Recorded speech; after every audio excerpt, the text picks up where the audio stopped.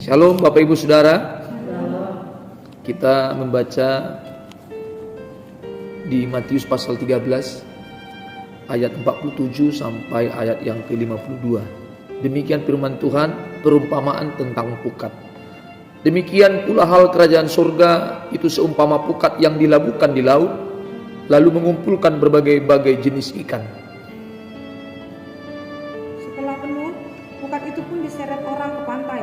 Lalu duduklah mereka dan mengumpulkan ikan yang baik ke dalam pasu, dan ikan yang tidak baik mereka buang. Demikianlah juga pada akhir zaman, malaikat-malaikat akan datang memisahkan orang jahat dari orang benar. Lalu mencampakkan orang jahat ke dalam dapur api. Di sanalah akan terdapat ratapan dan keretakan gigi. Mengertikah kamu semuanya itu? Mereka menjawab, ya kami mengerti. Maka berkatalah Yesus kepada mereka, karena itu setiap ahli Taurat yang menerima pelajaran dari hal kerajaan surga itu seumpama tuan rumah yang mengeluarkan harta yang baru dan yang lama dari perbendaharaannya. Bapak Ibu Saudara, demikianlah pula hal kerajaan surga itu seumpama pukat yang dilabuhkan di laut, lalu mengumpulkan berbagai-bagai jenis ikan. Dunia ini ibaratkan laut seperti apa yang disampaikan oleh Yesus, bahwa hal kerajaan surga itu seumpama pukat yang dilabuhkan di laut. Maka laut itu diibaratkan dunia, atau dunia diibaratkan laut, dan manusia diibaratkan ikan-ikan yang ada di laut. Semua makhluk hidup yang ada di laut atau segala benda-benda apapun yang terdapat di kedalaman laut atau di dalam lautan. Saudara, Yesus berkata bahwa kerajaan surga itu seumpama pukat yang dilabuhkan di laut. Nelayan akan menggunakan jalannya untuk mendapatkan ikan. Harapan-harapan nelayan tentu ikan yang besar. Semakin besar ikannya, maka juga kiloannya juga akan semakin besar, tentu menguntungkan. Seorang nelayan akan mempersiapkan jalannya, tentu jala yang kuat, jala yang bisa menampung ikan yang diharapkan. Maka ketika ada seorang nelayan melebarkan pukatnya atau melemparkan ke dalam laut, potensinya kemungkinan ikan kecil dan ikan besar semuanya masuk. Ini gambaran yang disampaikan Yesus bahwa kerajaan Allah itu seumpama pukat yang dilabuhkan di laut, seumpama jala yang dilemparkan ke dalam lautan dan menghasilkan atau menangkap seluruh jenis ikan. Seluruh ukuran ikan bisa masuk ke dalamnya. Ikan yang kecil, ikan yang besar. Bukan hanya ikan saja yang bisa masuk, saudara. Sampai kepada sampah pun, atau benda-benda yang terdapat di dalam laut, itu juga bisa tertampung, bisa masuk. Sebab ukurannya ukuran yang bisa menampung semua ukuran. Itu yang disampaikan oleh Yesus. Lalu ayat yang ke-48, setelah pukat itu penuh, pukat itu pun diseret orang ke pantai. Lalu duduklah mereka dan mengumpulkan ikan yang baik ke dalam pasu, dan ikan yang tidak baik mereka buang. Setelah mereka lemparkan jalannya, dianggap sudah penuh, maka diangkat, dibawa kepada pinggiran laut atau pantai. Lalu di sana akan dilihat, mereka akan memilih, kalau bahasa kita yang sering kita dengar, menyortir ya, akan dibedakan, dipisahkan, dan mengumpulkan ikan yang baik ke dalam pasu. Pasu itu sebuah tempat. Ya, kalau Alkitab mencatat yang ikan baik ke dalam pasu, itu maksudnya ikan baik ini dimasukkan ke dalam tempatnya. Tetapi ikan yang tidak baik, ikan yang tidak diinginkan, ikan yang tidak sesuai dengan harapan kita, ikan yang dianggap tidak sesuai dengan kebutuhan kita, itu akan dibuang. Akan ada pemisahan. Nah, ini ibarat kerajaan Allah demikian berlangsung, saudara.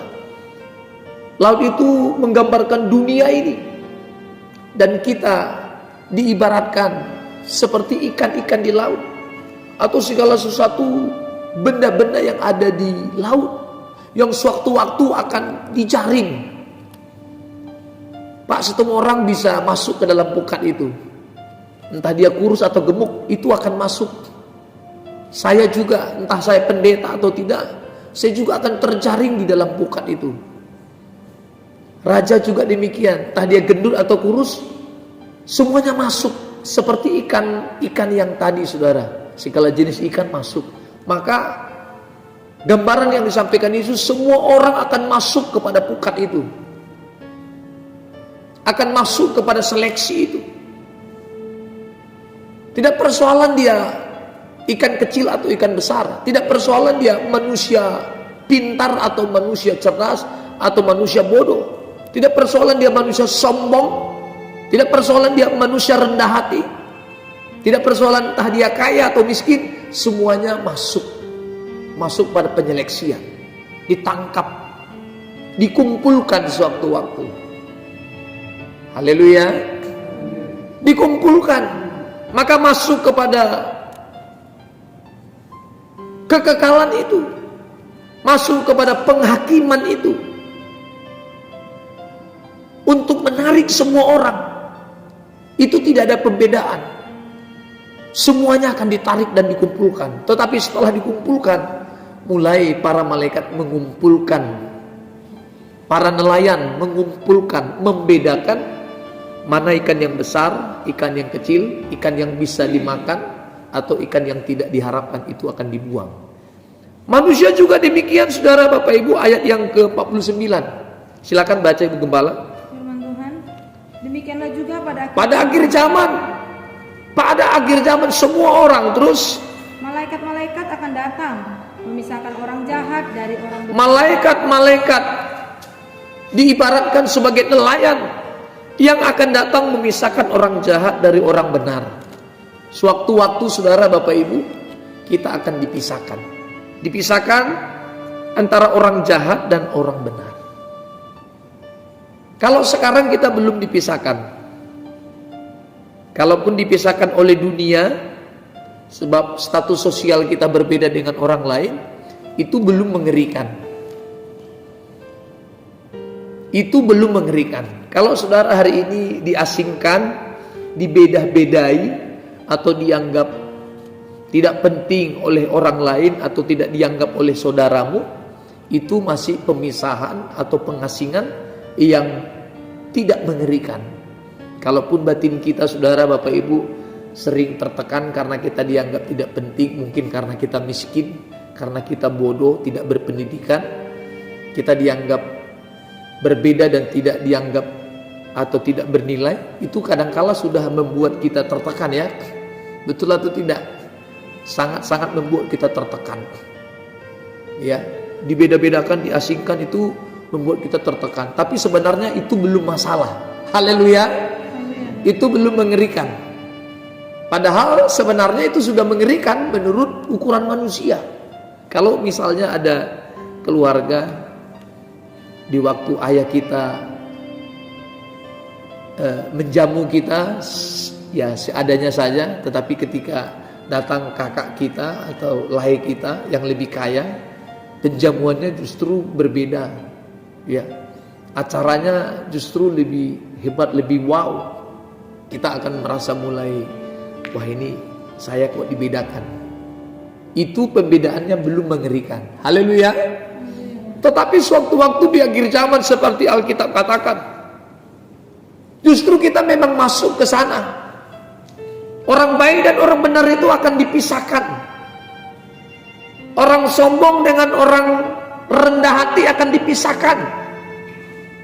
Kalau sekarang kita bisa bertatap muka, entah dia sombong atau tidak, bisa jadi kita bisa ketemu, bisa jadi kita bisa bersilaturahmi, bisa jadi kita bisa bergaul.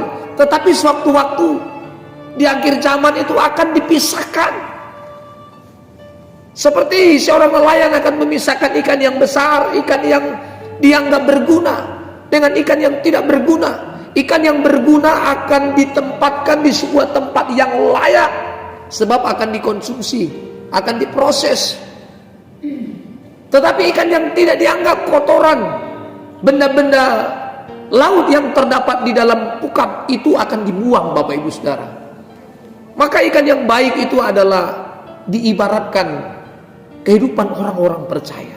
Ikan yang ditempatkan di sebuah tempat yang layak, itu gambaran orang-orang yang benar. Akan ada tempat yang layak, akan ada tempat yang pantas, akan ada tempat yang nyaman untuk dihuni. Tetapi orang-orang yang tidak benar, orang-orang jahat, Bapak Ibu Saudara, itu akan dipisahkan, akan dibuang, seperti yang dikatakan oleh Alkitab. Malaikat-malaikat akan datang memisahkan orang jahat dan orang benar. Mungkin di bumi ini, saudara, Bapak Ibu, kita tidak pernah nyaman karena kita tidak memiliki uang, tidak memiliki fasilitas. Tetapi ingat, nanti di kekekalan kita punya tempat yang langsung disediakan oleh Yesus. Haleluya. Mungkin hari ini kita merasa rumah kita tidak terlalu cantik sehingga membuat kita gusar. Karena tetangga sudah pada bangun rumah, kita belum. Karena tetangga sudah pada beli rumah, saudara-saudara sudah beli rumah, kita belum. Itu mungkin satu tempat yang tidak nyaman. Kalaupun ada orang berkata, rumah adalah tempat ternyamanku untuk beristirahat, sebenarnya itu bohong. Ya, hanya sebuah istilah, betul atau tidak? Ya, hanya sebuah istilah. Seringkali justru kita di rumah uring-uringan, berkeluh kesah, berkelahi terhadap diri sendiri, berkelahi terhadap keluarga, berkelahi terhadap keadaan dan kondisi. Jadi sebenarnya secantik apa rumahmu, sebesar apa rumahmu, itu bukan tempat ternyaman. Haleluya. Tetapi mestinya kita mengetahui bahwa tempat ternyaman kita itu adalah tempat yang langsung disediakan oleh Allah itu. Tempat yang sudah terpisah dari orang-orang yang tidak percaya kepada Yesus, dari orang-orang yang tidak serius berurusan dengan Tuhan, dari orang-orang yang tidak serius mengasihi Tuhan. Itu adalah tempat yang begitu nyaman. Itu tempat yang kita harap-harapkan. Itu tempat yang kita idam-idamkan. Haleluya, Bapak Ibu Saudara. Kelak waktunya kita akan dipisahkan dari orang-orang yang tidak serius berurusan dengan Tuhan. Kita akan dipisahkan dari orang jahat, dari orang yang menyebut Kristen tetapi tidak menjadi pelaku kebenaran, dari orang-orang munafik, dari orang-orang yang sekedar berkata-kata, berteori tetapi tidak pada prakteknya. Suatu waktu kita akan dipisahkan. Kita akan dipisahkan dari orang-orang yang tidak sungguh berurusan dengan Tuhan. Juga sebaliknya, saudara akan dipisahkan sewaktu-waktu dari kehidupan orang percaya. Jangan-jangan kita yang akan dihilangkan. Seperti ibarat juga yang disampaikan Yesus, akan mengumpulkan ilalang dan akan dibuang, mencari gandum di antara ilalang. Tetapi kebanyakan kita justru kita ilalang yang terdapat di antara gandum. Gandum dan ilalang sewaktu-waktu juga akan dipisahkan.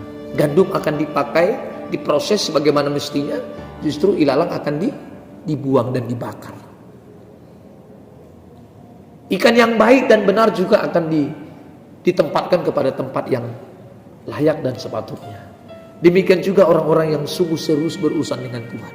Kalau hari ini Bapak Ibu Saudara tidak merasa nyaman hidup di bumi ini, memang itu seharusnya kita tidak pernah merasa nyaman hidup di bumi ini. Sebab sebenarnya ada tempat yang lebih ternyaman, tempat yang langsung disediakan oleh Yesus.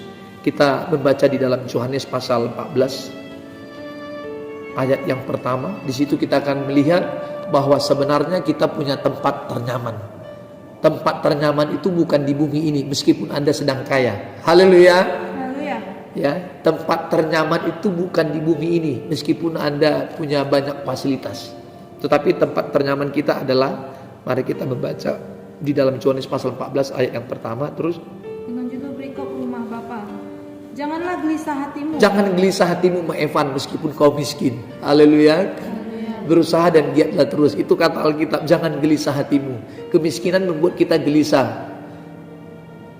Sakit penyakit membuat kita gelisah. Memiliki persoalan hidup membuat kita gelisah. Seluruh kehidupan yang kita jalani hari ini rasa-rasanya selalu membuat kita gelisah. Tetapi Alkitab berkata, jangan gelisah hatimu. Amin. Lanjutkan. Percayalah kepada Allah. Ya sudah, percayalah kepada Tuhan. Tidak boleh gelisah, itu maksudnya. Gelisah tentang apa, Pak? Tentang seluruh pemenuhan kebutuhan jasmani tidak perlu gelisah. Tidak perlu gelisah. Entah kau kaya, miskin, sakit atau sehat, tidak perlu gelisah. Haleluya. Percaya juga kepadaku, percaya kepada Allah dan juga percaya kepada Yesus. Ayat yang kedua terus. Di rumah Bapakku banyak tempat tinggal. Ini tempat yang akan disediakan bagi orang-orang yang sungguh mengasihi Yesus, bagi orang-orang yang serius, bagi orang-orang yang dengan seksama menghitung hari-harinya, langkah-langkahnya di dalam menjalani hari-hari ini. Ada suatu tempat yang sudah disediakan. Terus, jika tidak demikian, ya, tentu aku mengatakan kepadamu terus. Sebab aku pergi ke situ untuk menyediakan tempat bagimu. Di rumah Bapakku banyak tempat tinggal. Di sana aku akan menyediakan tempat bagimu. Haleluya.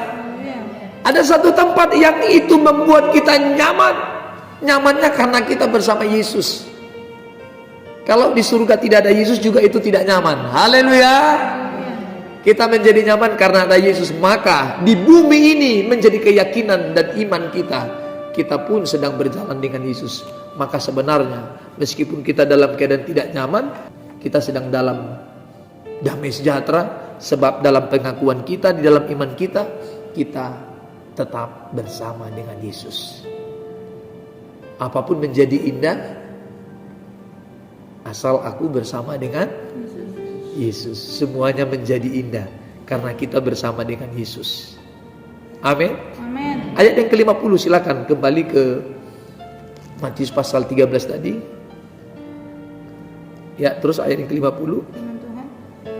Lalu mencampakkan orang jahat ke dalam dapur api. Nah, perhatikan, orang benar tadi ditempatkan kepada tempat yang layak, yaitu di dalam kerajaannya. Lalu bagaimana dengan orang-orang jahat? Ayat yang ke-50 menjelaskan terus. Lalu dicampakkan orang jahat ke dalam dapur api. Dicampakkan ke dalam dapur. Kalau dicampakkan ke dalam dapur, Pak, semua orang masih asik ya, ada Indomie di sana. Apalagi ke dalam dapur kami masih ada kulkas di sana, ada buah. Tempat Bu Evan juga saya melihat di situ, ada cabai, ada bawang. Kalau dicampakkan ke dapur Ibu Evan masih seru ya. Apalagi dicampakkan ke dapur istana presiden. Wah, tidur pun bisa di sana, betul. Kalau pas semua orang tidur di dapur bisa nggak kira-kira? Masih bisa. Masih bisa. Dapur pastor juga masih bisa. Dapur Ibu Evan juga masih bisa sebenarnya kalau mau tidur di sana. Bisa. Tetapi dapur yang dimaksud bukan dapur seperti yang kita pahami hari ini. Apa kata Alkitab, saudara? Lalu mencampakkan orang jahat. Siapa yang dicampakkan, saudara? Orang jahat. Itu dicampakkan, sudah dicampakkan ke dapur api. Di sanalah akan terdapat ratapan dan kertakan. Terdapat ratapan, kesedihan yang mendalam yang tidak pernah habis-habisnya. Di sana terdapat ratapan dan kertakan gigi. Ini kalau kita biasanya kedinginan itu gigi akan belaga ya, atau apa sih namanya, bergesekan, betul tidak? Kalau kedinginan. Justru di neraka itu melebihi seperti apa yang pernah kita rasakan di bumi ini. Terdapat ratapan kesedihan yang mendalam. Terdapat kertakan gigi. Itu bukan 1 hari 2 hari, saudara. Itu kekal, itu selamanya. Kalau hidup bersama dengan Yesus selamanya, di api neraka itu pun hidup selama-lamanya, bukan dalam keadaan mati. Haleluya, saudara mengerti? Yuk kita membaca supaya kita memahami Wahyu pasal 21 ayat yang ke-8. Siapa sih orang-orang jahat ini? Suatu waktu kita bisa melakukan seminar nanti mengenai ini, sebab pengertian-pengertian dan keterangan-keterangannya lebih dalam lagi. Silakan Wahyu pasal 21 ayat ke-8. Firman Tuhan. Tetapi orang-orang penakut. Orang-orang penakut. Orang-orang yang tidak percaya. Nah ini jelas, orang-orang yang tidak percaya itu orang jahat. Silakan terus. Orang-orang keji. Orang keji terus. Orang-orang Pembunuh terus. Orang-orang Sundal ini kalau dijelaskan panjang. Kita langsung ke kesimpulannya, nanti sewaktu-waktu kita akan membahas lebih rinci. Terus tukang sihir, penyembah berhala, dan semua pendusta yang suka-suka bohong, saudara. Terus mereka akan mendapat bagian mereka di dalam lautan yang menyala-nyala. Perhatikan, mereka akan mendapat bagian mereka di dalam lautan yang menyala-nyala. Terus oleh api dan menyala-nyala oleh api dan berelang. Terus inilah kematian yang kedua. Inilah kematian yang kedua. Lanjut ke Wahyu pasal 20 ayat yang ke-10.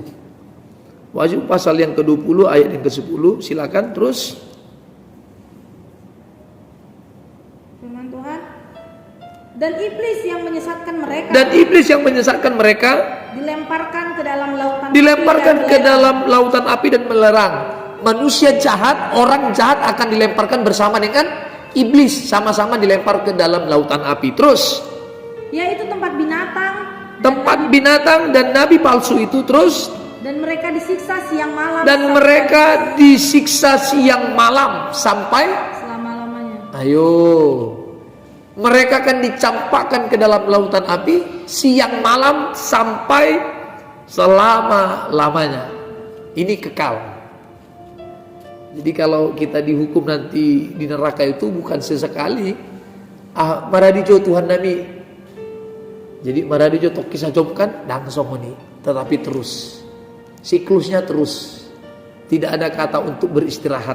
Kalau hari ini orang jahat masih bisa tidur nyenyak, hati-hati loh. Hati-hati. Di lautan api tidak ada waktu untuk beristirahat, tidak ada waktu nonton TV. Akan kerja roni, dipaksa, dihantam oleh nyala-nyala api, dan itu berlangsung siang dan malam. Sebenarnya tidak ada malam di sana. Tidak ada siang di sana, tidak ada ukuran waktu, selama-lamanya. Entah itu siang malam nggak persoalan, tapi Alkitab mencatat akan dicampakkan ke sana selama-lamanya. Siang malam itu berbicara mau pagi, mau siang, mau malam, mau tengah hari, itu tidak dibicarakan. Yang dimasukkan sini berlangsung terus-menerus. Haleluya. Saudara paham? Haleluyanya supaya kita tidak demikian. Amin. Haleluyanya, aminnya supaya kita tidak demikian. Amin. Amin. Mari serius berurusan dengan Tuhan. Kalau saudara masih suka nipu hari ini, masih suka tidak beribadah, masih suka macam-macam di dalam berurusan dengan Tuhan, ingat saja ini. Ingat saja ini, sewaktu-waktu Anda akan dipisahkan dengan orang-orang benarnya Tuhan, dengan orang-orang kudusnya Allah, dengan orang-orang salehnya Tuhan. Kita akan dipisahkan. Kita akan mendapatkan tempat lautan api yang menyala-nyala itu, yang sewaktu-waktu kita akan dibakar, akan disiksa siang dan malam sampai selama-lamanya. Mari kita bertobat, saudara.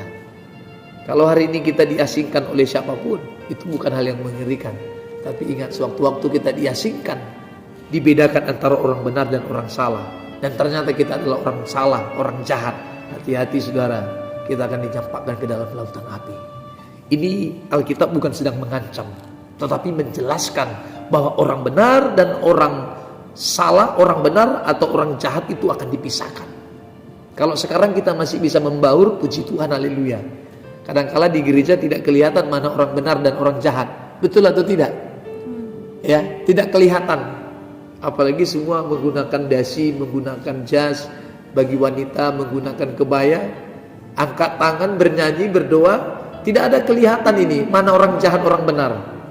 Semuanya anggun di hadapan Tuhan. Tapi ingat, para malaikat itu akan diberikan mandat untuk memisahkan orang benar dan orang-orang jahat. Apakah kita kategori orang-orang benar, atau justru kita adalah orang-orang jahat yang sewaktu-waktu akan dilemparkan? Untuk itu saya selalu menyampaikan, mari, ini peringatan keras. Ini pelajaran mahal yang perlu kita pelajari, sehingga itu menggugat kita untuk serius di dalam mencintai Tuhan. Kita punya urusan-urusan sedang berurusan dengan Tuhan. Kita punya kegiatan-kegiatan sedang berurusan dengan Tuhan. Kita punya aktivitas-aktivitas sedang bersentuhan dengan Tuhan.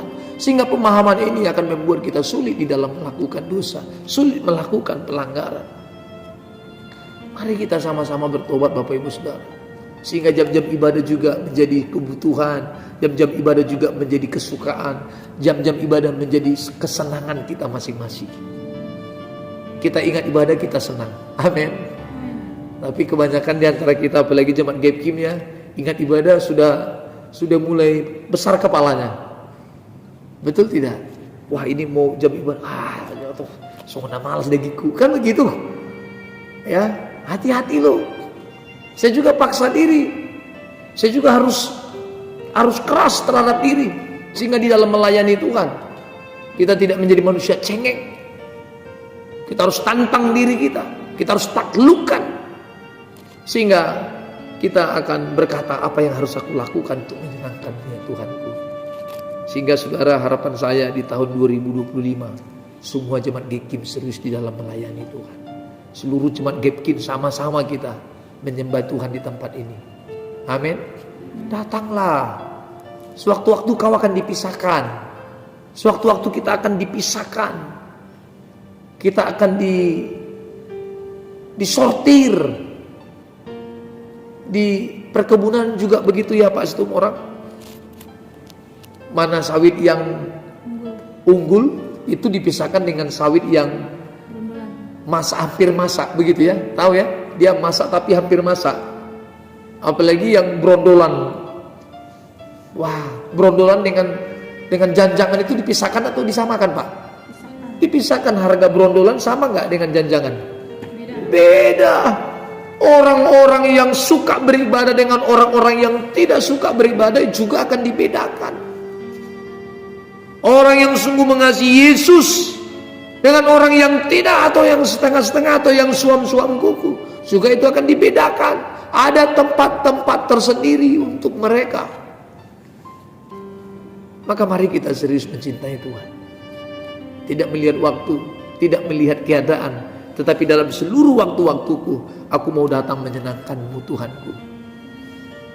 Tidak penting bagiku berurusan dengan banyak orang ketika aku menjadi terganggu di dalam mencintai Tuhan. Aku harus meninggalkan hubungan-hubungan yang tidak membawaku dekat dengan Kristus itu. Aku akan meninggalkan kegiatan-kegiatan yang tidak membuatku semakin mencintai Tuhan itu.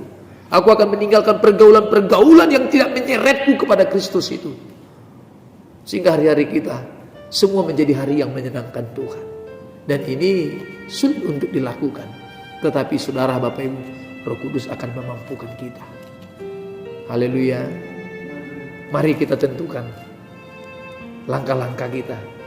Harapan saya, kerinduan Tuhan Yesus kepada setiap kita adalah datang kepada Dia, datang menghadap, datang serius dengan seksama, datang dengan hati yang penuh, datang dengan seluruh keadaan kita, sehingga Dia disenangkan. Jam-jam ibadah juga tidak menjadi kegelisahan di antara kita. Berbuat baik juga tidak kegelisahan di antara kita. Berbuat benar juga tidak kegelisahan di antara kita. Tetapi aku hidup untuk Kristus. Entah satu ketika pun aku mengalami sesuatu yang tidak sejalan dengan pikiranku, aku pun harus terus percaya dan mencintai Kristus itu. Amin. Kita berdoa.